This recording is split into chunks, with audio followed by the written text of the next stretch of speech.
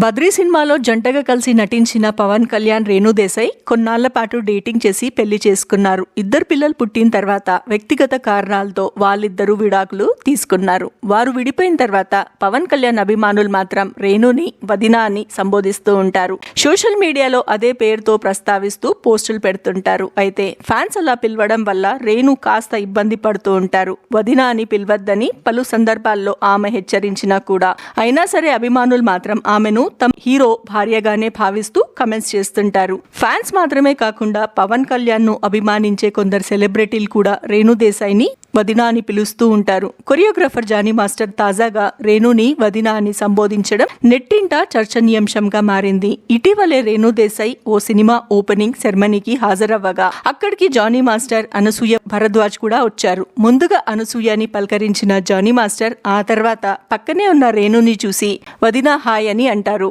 దానికి రేణు దేశాయ్ స్పందిస్తూ నవ్వుతూ స్వీట్ వార్నింగ్ కూడా ఇచ్చింది.